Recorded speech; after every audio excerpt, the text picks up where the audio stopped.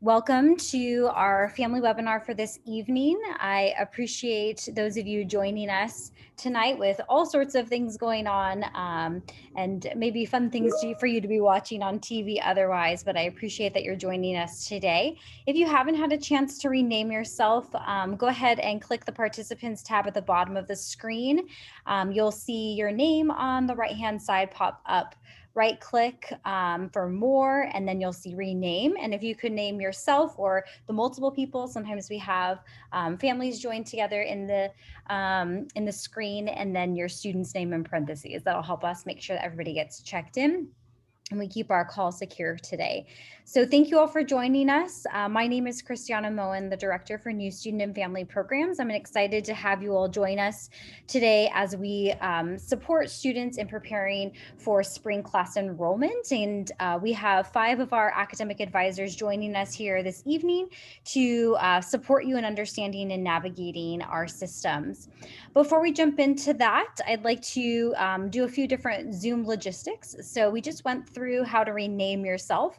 If you're having issues with that or it's not working out with for you, please feel free to type your name and your student's name in the chat.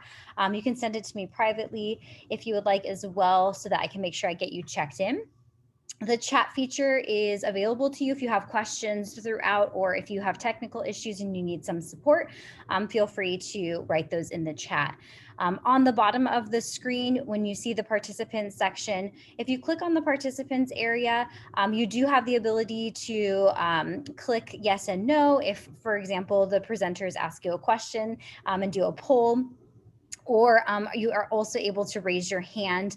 So at the very end, when we do questions, that there might be an opportunity to do that, that you can use that feature.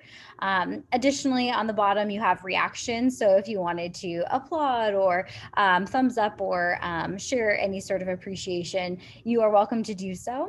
Although we encourage folks to have their cameras on, it's always nice to talk to faces. It is not a requirement. You are more than welcome to eat or take care of continuing to cook or whatever you need to in the background. Common questions I get on our Zoom calls as we kind of go along.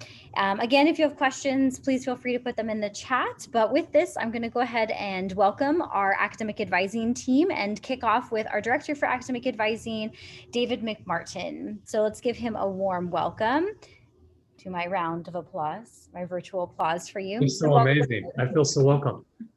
Thank you, everybody. Good evening to all of you. And again, my name is Dave McMartin. I'm the Director of the Office of Academic Advising, and we are really glad you're with us tonight. You're here because you care about your students and you want them to learn a little bit about this thing we call academic advising. We are a very popular group of people on our campus. Even when we're virtual, we are very popular, and I think that you're going to learn why that is as you hear a few of our advisors present some information to you tonight. I've been here since about, at the university since about the year 2000, and I joined academic and advising in the year 2009, so I've been here for a while. And I want to introduce our team just quickly to you, just to give you an idea of who will be presenting to you. And I'll start with Colette Magoon. Colette, could you say hello to folks? Oh, we can't hear you. There we go. Okay. Yes, my name is Colette Magoon. I'm one of the advisors here. I've been here for about 5 years, and I've also worked as an advisor at another campus. And I see some liberal studies students here, or parents of liberal studies, and that's one of the majors I do. So it's great to have you. Great. Thank you, Colette. Priscilla, would you say hello to everyone? Hello, everybody. My name is Priscilla Arciniega. I've been here since 2016. And yeah, happy to be here and talk to you soon. And moving on to Shelby. Hi, everyone. My name is Shelby Euler, and I'm also an academic advisor here. And I've been an advisor at Cal State San Marcos since 2016. And I also am a graduate of Cal State San Marcos, so I love it. Thanks, Shelby. And Kim. And my name is Kim Prince, and I've been at CSUSM as an academic advisor since 2005, and I was at San Diego State before that. And I am also a parent of a CSU student and potentially a second one who is applying to colleges now. Wonderful. Thank you, everyone. So again, we're here to talk to you and share with you tonight about academic advising and the kind of services that we provide to students throughout their academic careers at Cal State University, San Marcos. Most importantly, what we really want you to leave with, if you leave with nothing else, is to know that for us, it's about relationship. For your students to be connected with somebody as a guide and as someone who helps them navigate all that there is to navigate in terms of their degree pursuits. And in all of that, as we provide that guidance, it's really about getting them to graduation. And we think we have a great team that will help navigate and make this path as simple as it can be, and with a great reward at the end. So we are looking forward to working with your students and being a part of their lives for several years and them being parts of ours. We'll also be referencing a lot of information tonight that we know it's sometimes we have in these kind of presentations, kind of this desire to take notes. We want to let you know that we will provide you a reference in the chat, which will be a document that will have a lot of the information that we've presented available to you so that you can simply sit back, relax, and enjoy our amazing presentation without having the pressure of writing everything down. So with all of that, I want to turn this over to our first presenter, and that's going to be Colette. Colette, take it away. Okay, thank you very much, David. We're gonna be talking about spring enrollment tonight. And in order to be prepared for spring enrollment, we wanna go over several topics that we think will help you. So we're gonna start, here's our overview. We're gonna start with the big picture. We're gonna start big, and then we're gonna move into academic advising. You need to know about graduation requirements that include the classes you'll be taking. So we'll talk about that. We'll go over degree planning and the tools that we use here at CSUSM for enrolling. We'll talk about our advising services and academic resources. We'll finish with some thoughts on how to support your students. And then after that, we'll be happy to answer any of your remaining questions. So let's go ahead and get started. I do want to talk about the big picture first. So CSUSM is set up much differently than high school, and we thought it would be helpful for you to understand the differences on the organizational level, because that will help you with terminology. CSUSM is a university, and it's made up of 4 colleges that you can see here. And this can be confusing because you often think that CSUSM is a college. However, colleges are actually just a subset of the larger university. And you can see the colleges that we have at our school, and they're often referred to by their acronyms, such as C-STEM, which is College of Science, Technology, Engineering, and Math, or COBA, which is College of Business Administration. So the reason we kind of start out with this is each major at Cal State San Marcos fits into one of these colleges. And here you see all the majors that we have and which college they're in. We have 43 bachelor's degree majors, and we also have 39 minors. And as you all know, every student must choose a major field of study. It looked like somebody still hasn't decided. So those are our undeclared students, which is totally great because we want you to really, when you pick your major, to have really thought through what you want to major in. But we do want to pause a little bit here, and in the chat, some of you have already put this down. Go ahead and type in your major, your student's major, and then the college that they're in. Let's see if you can figure out which college your student's major is in. So go ahead and put that in the chat. Let's see if we can. Okay, Chabs, very good. And we call it Chabs. Lots of Chabs. Liberal studies is in Chabs. Okay, we've got some C-STEM here too. And kinesiology is in KES. C-STEM, great. So you all now can, and if you're doing speech language, that's extended learning, which is not specifically a college, but it is a department on our campus. So great, thanks for doing that.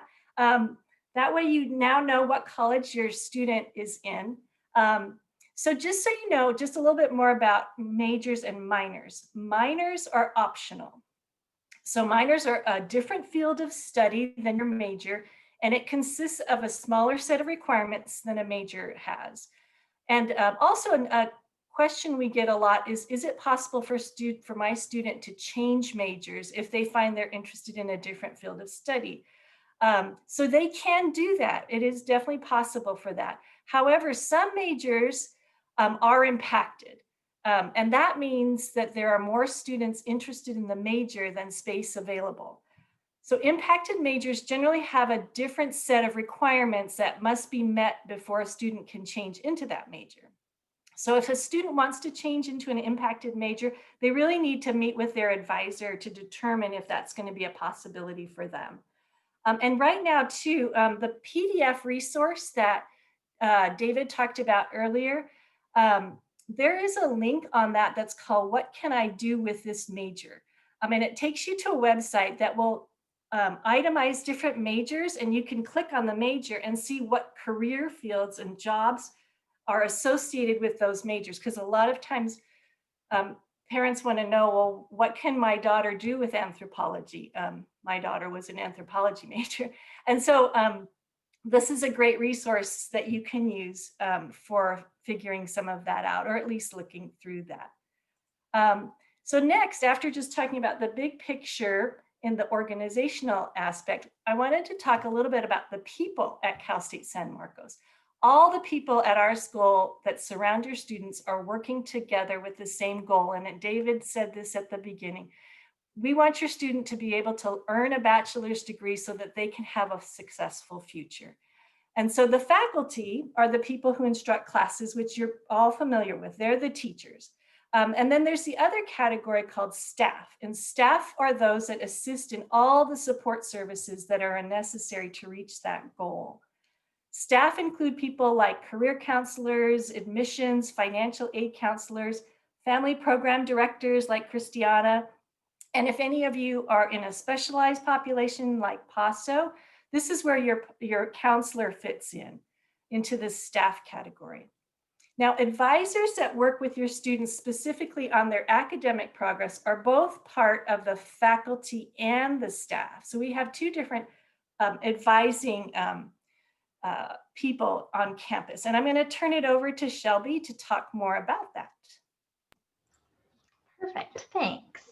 So as Colette mentioned, there's going to be a few different places where your student is going to be able to get support from. And even within advising, students have both faculty advising and academic advisors. So the four of us who are here today, and then our director, David, we're considered academic advisors and we're staff. But what I want to do is talk just briefly about kind of what the difference is between the two, faculty and academic advising, and then also kind of what roles each group specializes in. So first off, we'll talk about faculty advising. So when you think of the fact that faculty are going to be your students' teachers, it would make sense that they're able to give them advice, especially as it relates to their majors. So I kind of find that that's the easiest way to frame academic advising. The teachers of your students' classes, specifically the teachers for the classes that they take for their major, they're going to be able to provide advice, especially as it relates to their field of study. So faculty advisors can help students with things like career suggestions or graduate school options. And then when it comes time for your student to start thinking about an internship, their faculty will be able to help them pick what internships might be best for them. And then I just wanted to include it. It doesn't happen all that often, but another area where faculty are able to provide assistance is through course approvals. And it's just a process where they review classes that students tend to take at different universities to meet some of their requirements. I wanted to include it, but it's mostly those first main three areas.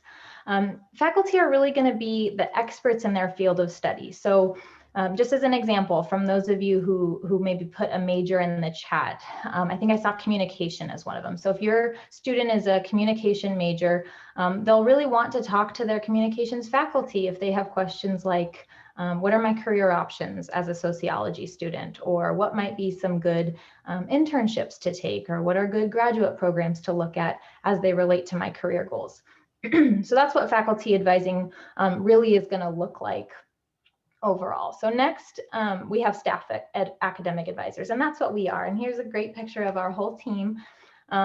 While the faculty advisors are really going to be experts in the field of study, I would say that we as academic advisors are really experts in graduation. And what I mean by that is a lot goes into students successfully graduating other than just simply passing their classes.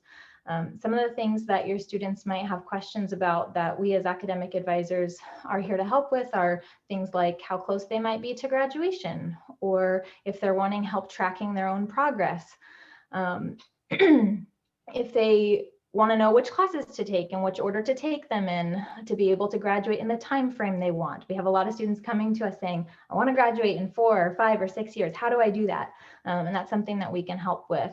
And then also maybe in a specific semester, just based on what their other commitments are, what classes might be best for them to take in that semester. So a lot of questions really surrounding academic planning and progress to graduation. That's where we can really come in handy. And then I would say another area is really when it comes to CSUSM's campus policies and procedures. So while students really are expected to become familiar with CSUSM policies and procedures, it can sometimes be a little difficult. The complexities of some policies is going to be another area that we as academic advisors really specialize in and can provide a lot of assistance. So for example, say your student might be experiencing some academic difficulty and has to retake a class. There's going to be specific policies about repeating classes, such as what classes can and can't be repeated, how many times you can repeat them, and things like that. So it can be a great time to meet with one of us if students have any questions about any campus policies or procedures. And along with that comes making referrals. So we're not going to be able to know every answer to every question or be able to help them with every single thing. And so we're able to really refer students to different departments at CSUSM that might help them. I think compared to high school, where maybe most of the students' questions can be answered in something similar to like the administration office or the admin office, CSUSM really has many departments that all have really specific areas of expertise. And to be completely honest, sometimes this can be frustrating at first, where there's so many different places and you're not quite sure who to go to for what. But ultimately, the more you familiarize yourself with it, the more your student familiarizes themselves with it, it really does allow for each department to be able to give your student the most accurate, up-to-date, and expert information, which ultimately is the most helpful for them. So next, I'm going to turn it back over to Colette, and she'll talk a little bit about graduation requirements. Yes, thank you. So Shelby talked about tracking progress to graduation. So now we want to talk a little bit more about what it takes to graduate. So here's a diagram that might help to understand the various requirements that must be met in order to complete a bachelor's degree. And you'll see 3 categories there. So we'll look at the GE requirements first. That's on the left side, general education. These are categories of courses that all students on our campus must complete. And you can see that these categories are coded by letter and number, and they fall into several different subject areas. And there are 18 requirements in this section. And this is called general education. And then next, as you'll see below, these are the requirements for your specific major. And if you add a minor, the minor requirements as well. Each major has a specific set of requirements, and generally it includes between like 45 to 70 units. And you also have to earn a C or higher in all classes in your major or minor. And then finally, in the last part of this circle, we have what's called university-wide requirements. And again, every student has to complete these requirements to get their bachelor's degree. And the 2 that I want to highlight is the first one, which is every student has to earn 120 units to graduate, and they have to maintain a 2.0 minimum GPA to graduate. There's a few other requirements here too that are university-wide, but I just wanted to highlight those, and we'll talk about those a little bit more. So to follow up on the 120 units, here's a diagram, which I thought was pretty great, of 120 circles that represent the units that a student has to complete to get their bachelor's degree. And a lot of people ask us, how many units should I take each term? So based on this diagram, if a student wants to graduate in 4 years, they'll need to take 30 units each year. And you can see that here spread out. And so you can take, this can look like 15 units for fall and 15 for spring, or it could be 12 units for fall and spring, and then 6 units in the summer. Now, if you take less than 30 units a year, you would need to add additional time to graduate to complete the unit requirement. An example of this is if a student can only take 12 units a semester because of work or other obligations and they can't take summer classes, they would then graduate in 5 years. And talking a little bit more about units, this is what a unit is all about. 1 unit of coursework equals 1 hour of class and 2 hours of homework each week. So a 15-unit schedule would require 15 hours of class and 30 hours of homework each week, which translates to 45 hours a week, just like a full-time job. So it's important to keep this in mind when students are deciding how many units to take each semester. And again, in the PDF, there's actually a link to the unit policy, because this is a policy on our campus as far as how much work is involved in a 3-unit class. And now Shelby's going to talk about how to actually find these classes and enroll in the units. Perfect, thank you. So here at CSUSM, students really use 3 major tools each and every semester. So I'm going to go through these and then we'll kind of look at how students interact with them. So these tools, really the idea behind them is that they help students really feel confident in knowing what they need to take, how long it's going to take them to complete their classes to earn their bachelor's degree. And then we also have a tool, the schedule assistant, that really helps them just get an accommodating schedule of classes each semester. So the first tool is the Academic Requirements Report, or the ARR. And what this is it's an official list of all the requirements and all the classes that your student has to complete before they can graduate. So each student has their very own Academic Requirements Report, and it's specific to what their major is, what their major and their minor is. And it updates in real time. So every time a student adds a class or drops a class or gets a grade for their class, their ARR is going to reflect this. So I do tend to like to describe this as it's a comprehensive color-coded checklist for their degree. I'm a big fan of checklists, and so it's just like everything that they have to complete, and it updates for the student. And so as they enroll into classes, the requirements that they enroll into will show up as in progress, and everything that they haven't completed is going to be red as a red box. And then as they complete classes, as they successfully take them and pass them, those just automatically turn into green check marks once they get those passing grades. So a really easy way to make sure that your student is enrolled in all of the correct classes, or that the classes are meeting the requirements that they intend to be, that they wanted them to be meeting, is to really check this Academic Requirements Report to see where all the classes they're enrolled in are filling in. The second tool is going to be the degree planner. So if you remember from the ARR, there's like those 3 categories. So everything they haven't yet taken, everything they're in progress with, and everything that they've already completed. The degree planner pulls out everything that they haven't yet completed, and it puts them in a semester by semester plan that shows the students exactly what they have to take, and then a suggested timeline for them to take them in. And this is going to be unique to each student. So every student has their own degree planner as well. And it kind of lets them view what they have left in a more manageable way. It pretty much defaults to that 4-year plan, or if it's a transfer student, like the 2-year plan of 15 units every semester, but the student can change what they're aiming to take each semester. So if they want to take 12 units or 15 units, they can manipulate that and really cater the degree planner to what their needs are, which makes it a really helpful tool. And then Third is going to be the schedule assistant, which I had mentioned before, but once students have decided what classes they want to take for the upcoming semester, and the schedule gets published, students use what's called schedule assistant to help them pick the best class or the best class schedule for themselves. So it incorporates the classes from their degree planner, and it can take into account things like if the student has to work on Tuesdays and Thursdays, they just input this into Schedule Assistant and it will provide all the possible schedules based on the classes that they want to take that might work out for them. So it's kind of fancy. I really enjoy using it. And each and every semester, your student will be using all three of these tools.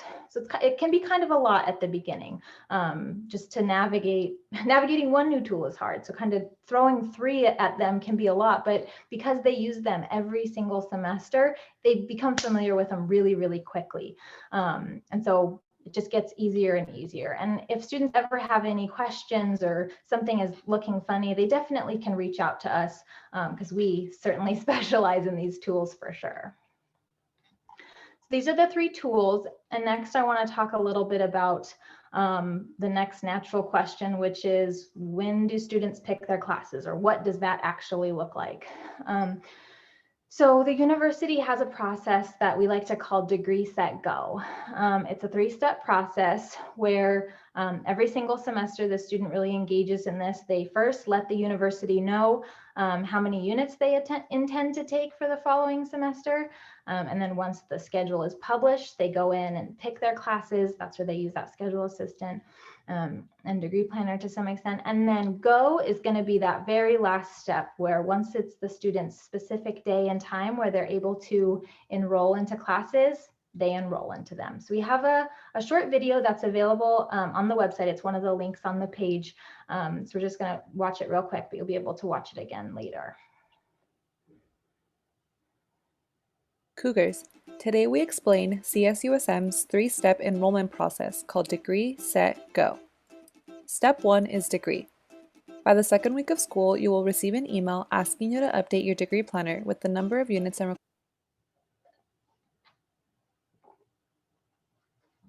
Cougars, today we explain CSUSM's three-step enrollment process called Degree, Set, Go. Step 1 is Degree.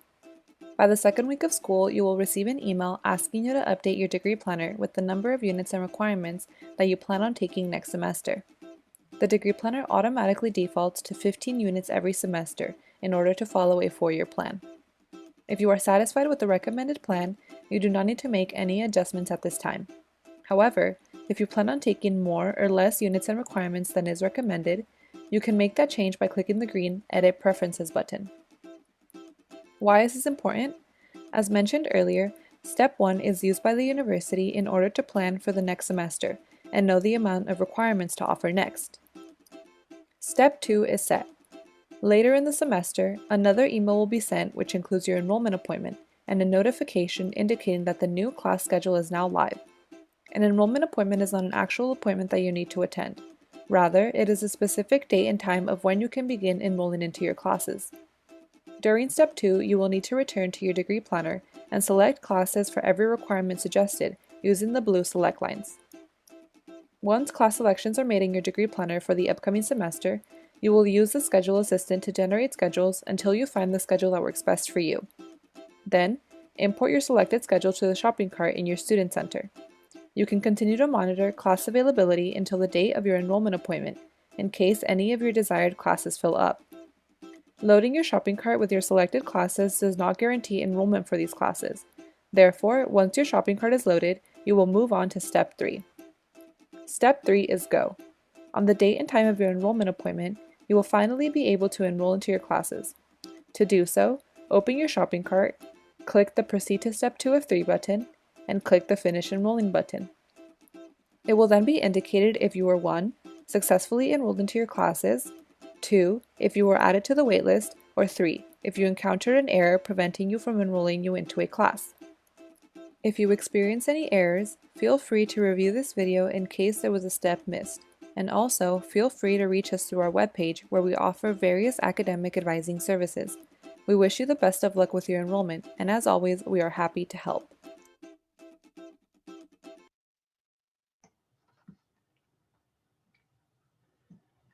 Perfect. Okay, so as I mentioned, this Degree Set Go process, or enrolling in classes, it takes place every single semester. So I thought it would be helpful to kind of zoom out of just the semester view and take a look at what the entire structure of a typical student year looks like.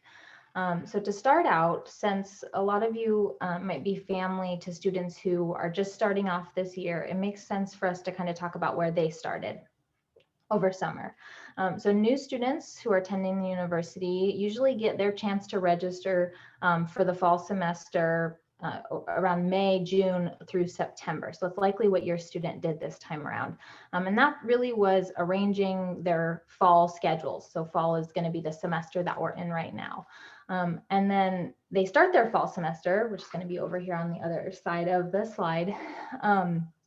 And the fall semester includes kind of that process, that Degree Set Go process, but it includes some other things as well. So when fall classes begin, the first 2 weeks of every semester is called the add drop period.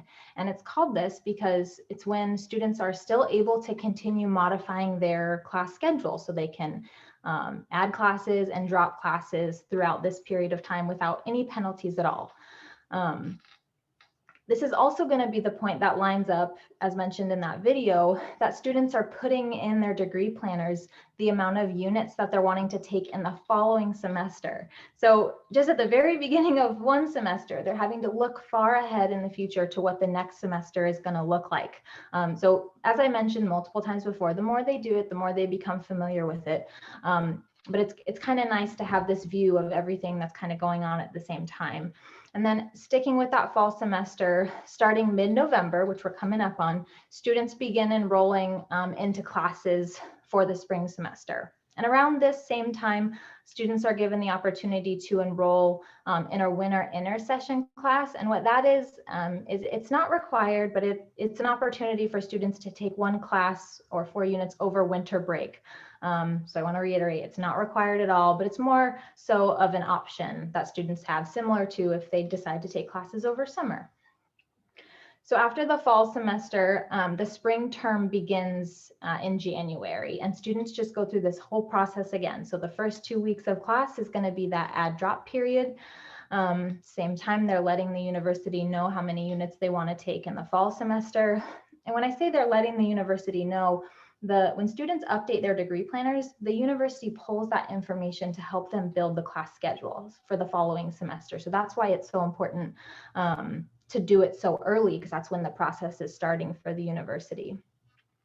And then enrollment for the fall semester, when they're in the spring semester, it starts around April and can continue through September. So something to keep in mind is that for the fall semester, students enroll, or during the fall semester, students enroll as early as November for their spring classes. And then in the spring semester, they enroll as early as April for their fall classes. But students can continue modifying and adjusting their schedules all the way through that second week of the semester. So there's a lot of time to finalize their schedules. We do want to encourage them to enroll in classes as soon as they have the opportunity to, but they do have time to move things around if they need to, or if more classes open up or things shift around. They do have that opportunity. And then just like winter, students have the option to take summer classes, but it's certainly not required. During this whole entire year, so fall, spring, summer, we, as the Office of Academic Advising, offer academic advising services. So Priscilla is going to share a little bit about what that looks like. Hello. So yes. So at CSU, meeting with an academic advisor is not a requirement. It's not mandatory. However, we highly recommend that students do meet with us. For some majors, it's recommended to meet with us every semester. For others, once a year is fine. It really just depends on the student and what their needs are. Mostly, if students have questions about their schedule, requirements, or policies on campus, or just in general, just to stay on track and they have questions, then we want them to come in. We have different services available for students to come meet with us. So one of them is e-advisor, and that is a form online that we have on our website, which once they fill that out, it sends us an email. So then we respond via email, And then we have scheduled appointments and drop-ins, which are all done virtually this semester and next semester as well. The differences is the 15 is mostly like a schedule check, more for quick questions than the appointment version. If they don't know which option to choose or what's best for them, they can always call the front desk, and then somebody at the front desk can help them on what's the best available or what's best for them and what's next available. Next.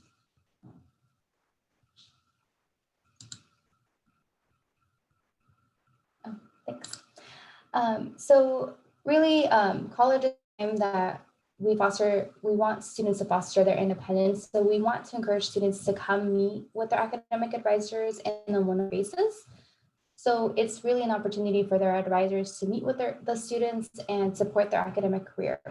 Although it is a responsibility of the students to come meet with their advisors, we really want to encourage families to empower their students to meet with their advisors on their own, and so they can advocate for themselves. But you can help support them by helping them prep for their appointment. So helping them write down questions so they can be prepared and having all of that. If students feel like it's beneficial for somebody to come to their appointment, then they can sign a FERPA release form before their appointment, and then somebody can join in on their appointment. And now I'll turn it over to Kim. So, being a college student is a really tough job, and you are doing the right thing being interested in these family workshops. It's a great step forward to show that you are very interested in your child's college experience and that you really want to be there to support them. Some students do find themselves having academic difficulties. And one of the things that you can do to help your student is to encourage them to reach out to their instructor. All professors have office hours every week. Especially in this virtual environment, professors are available through email. Professors' emails can be found either at their college department website, there's a faculty list, or if you already know the professor's name, you can put it into the CSUSM search to look up their directory information. Another thing students can do is go to a tutoring center and a learning center. We also have our personalized academic success services. And of course, they can meet with an academic advisor to find out what can they do at a particular point in the semester. We do have a number of policies available to students. One of those is our grade forgiveness policy.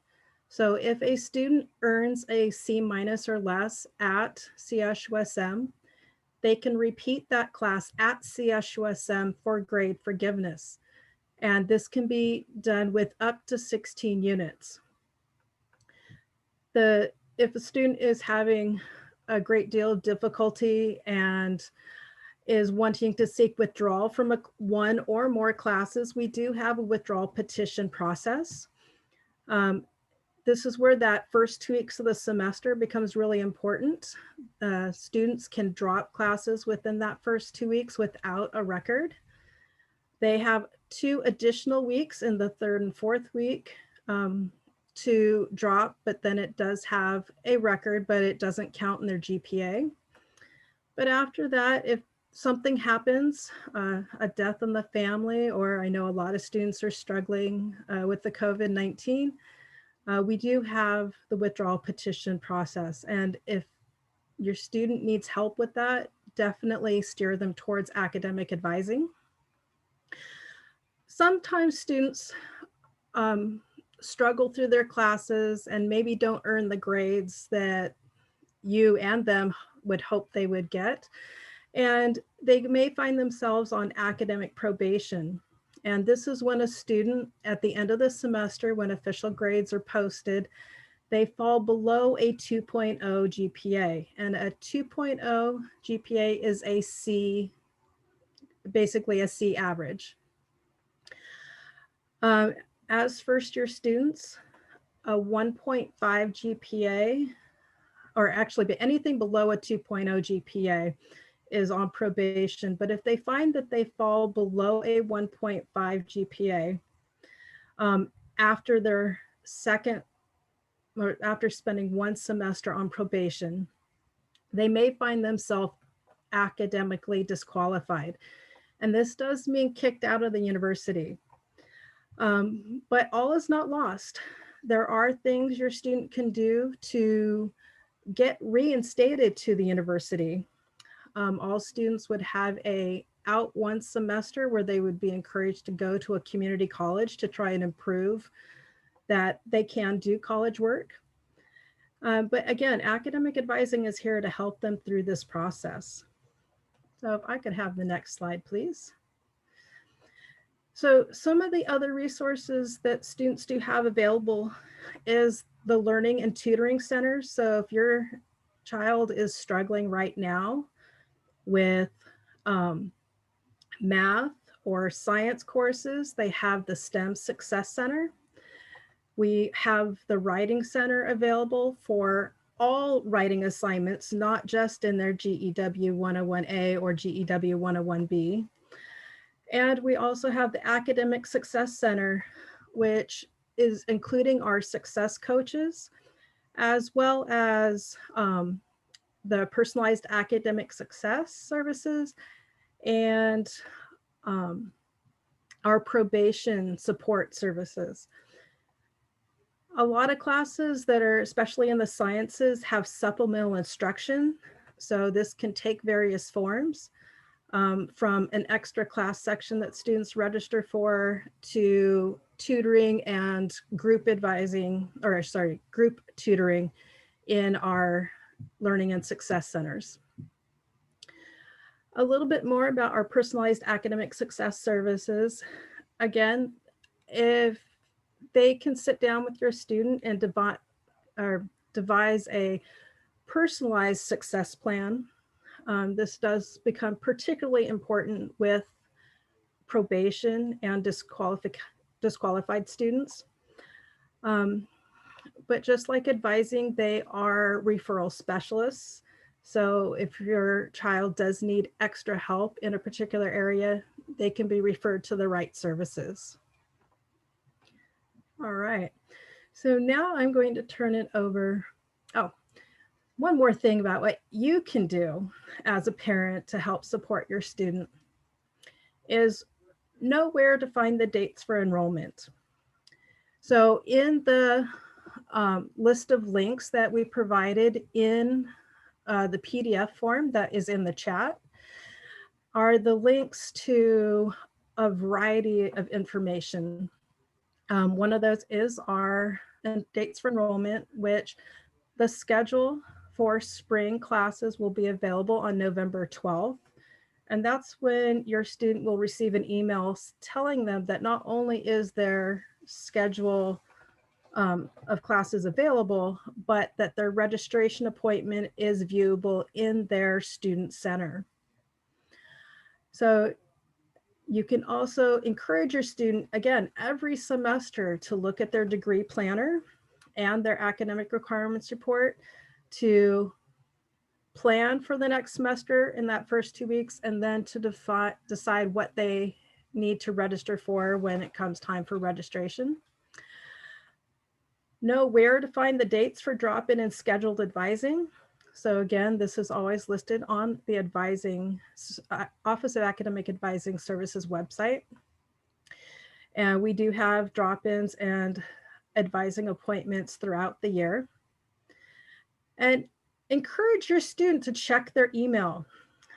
Understandably, we all get tons of email. And I do know the university sends out a lot of communication through email.